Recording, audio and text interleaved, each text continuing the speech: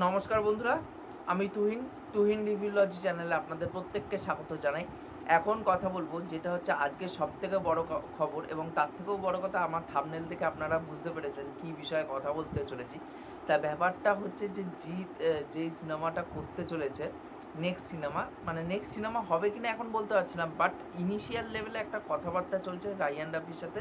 কারণ social media খুললেই কিন্তু এখন এই খবরটা বড় করে ঘুরে বেড়াচ্ছে যে জিতের সাথে রায়হান রাফির একটা ইনিশিয়াল লেভেলে কথাবার্তা চলছে তাদের আপকামিং সিনেমা নিয়ে।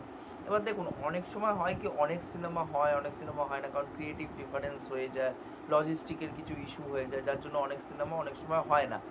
বাট যদি এই সিনেমাটা হয় আজকে জিতের সাথে রায়হান রাফি, কারণ আমি যখন তুফানের ট্রেলার রিভিউটা করছিলাম তখনই আমি একটাই কথা বলেছিলাম যে জিতের যেই টাইপের সিনেমা করতে বিশ্বাসী এবং রায়হান রাফি যেইভাবে তার হিরোকে মাস এলিভেশনটা দিতে পারে, সেই জায়গায় দাঁড়িয়ে কিন্তু আজকে জিতের উচিত রায়হান রাফির সাথে কাজ করার।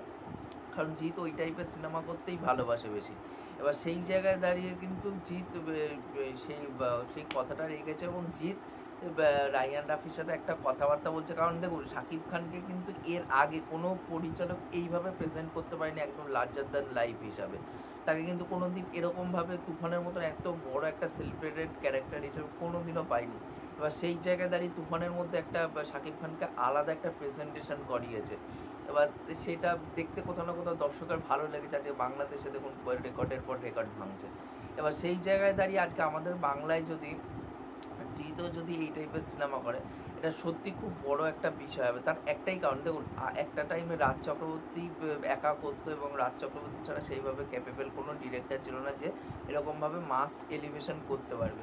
এবার সেই জায়গায় দাঁড়িয়ে রাজ চক্রবর্তী এই জোনের থেকে পুরোপুরি এখন আলাদা হয়ে গেছে। সে এখন ফ্যামিলি ঘরানার সিনেমা করছে, কারণ এখানটা এখন বাংলা কমার্শিয়াল সিনেমার যে দর্শকটা সেটা পুরোপুরি মুছে গেছে, নেই বলতে গেলে। যারা আছে তারা সাউথ এবং হিন্দি বা হলিউডের দিকে তাকিয়ে বসে থাকে।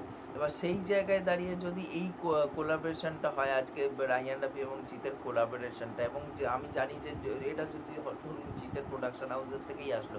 এবার দেখুন, জিতের প্রোডাকশন হাউসে কিন্তু যথেষ্ট সে প্রিমিয়ামনেস কিন্তু সিনেমার মধ্যে দেওয়ার চেষ্টা করে।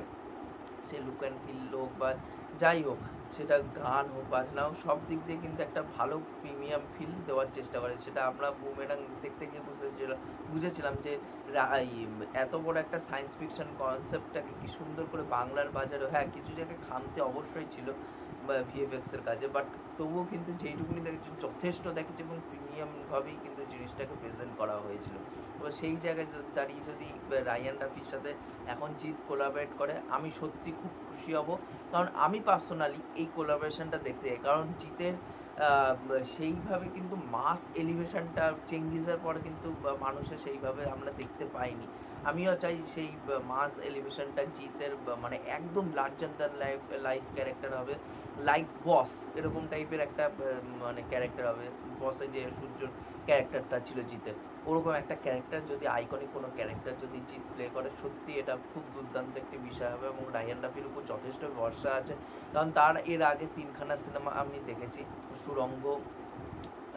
দুখানা সিনেমা, সুড়ঙ্গ এবং জানোয়ার বলে যে সিনেমাটা। তা সেই জায়গা থেকে কিন্তু বোঝা যায় যে রায়হান রাফির যে ভিশনটা কতটা বড়, কতটা লার্জার। সে এই বাজেটে তুফানের মতন একটা সিনেমা দাঁড় করিয়ে দিয়েছে। এবার দেখা যাক বাদ বাকি কী হয়। আমি তো তুফান এখানে রিলিজ করলে যাব, কিন্তু মানে দিনের দিন যেতে পারবো কি না এটা একটুখানি সন্দেহ আছে। তার একটা আমার একটু কাজ পড়ে গেছে, ক্ষমা করে দেবেন। যদি আমি দিনের দিন পারি তো ওই দিন আমি চেষ্টা করবো আগে আমি কাজটা মিটিয়ে নেওয়ার, যদি হয়ে যায় তো আমি দিনের দিন ওই সিনেমাটা দেখতে যাবো, মানে যেদিনকার তুফান এখানটা আমাদের এখানে রিলিজ করবে। তা এই ছিল আমার ওভারঅল বক্তব্য। ভিডিওটি ভালো লাগলে অবশ্যই লাইক শেয়ার সাবস্ক্রাইব করে দিয়ে যাবেন।